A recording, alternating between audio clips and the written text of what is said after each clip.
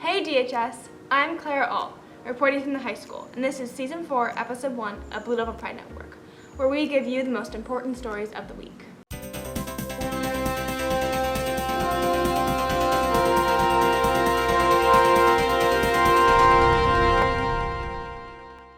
Here's today's news story. After the death of Supreme Court Justice Ruth Bader Ginsburg last month, there's been a lot of controversy over whether or not the Senate should approve President Trump's nomination of Amy Coney Barrett to the Supreme Court, just a month before the November election. Here's a clip from our news podcast, The News Cycle, discussing the issue. This week I interviewed UC Davis Assistant Professor of Political Science Christopher Hare via Zoom. We discussed how Ginsburg's death will impact the upcoming election and voter opinions. This interview took place on September 24th. Since then, President Donald Trump has nominated conservative-leaning Judge Amy Coney Barrett to replace Ginsburg.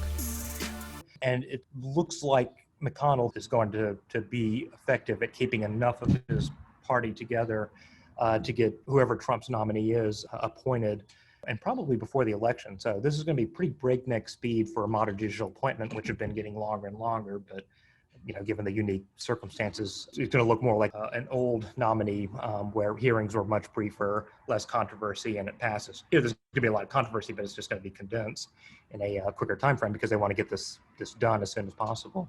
Thank you to our podcast producers, Jihan Moon and Katrina Hawks. You can find the rest of the episode of The News Cycle on our Spotify, Apple Podcasts, or website. Here's our community story for the day. During distance learning, many teachers have had to balance their career while helping their children at home. During distance learning, how do teachers teach from home while simultaneously caring for their young kids? That is the challenge faced by many Davis High teachers and staff, including Doug Wright, who teaches AP Art History and AP Ceramics at DHS. At times, yes, the heathens would storm the garrison, and children would be in the screen. Initially, Wright and his wife were attempting to do their full-time jobs from home and supervise their 6 children, who range in age from 15 years old to just 8 months old. It was just kind of a circus. Recently, Wright and his family sought out childcare support for their younger children to provide balance and better accommodate the needs of all of their kids. However, most childcare that has remained open is expensive, since the program must have lower numbers of children to make it a safe option during the pandemic. As a result, it has become an impractical solution for some working parents. DHS counselor Elizabeth Arroyo has been relying heavily on technology to keep her 4-year-old son busy while she works during the day. We were playing her earlier and he used the word defeat in a sentence. I was like, wait, that's pretty advanced for a 4-year-old. I was like, okay, well, whatever he's watching on YouTube, it must be working. DHS social studies teacher Kristen Swanstrom struggles with keeping her 4th and 6th grade sons on task.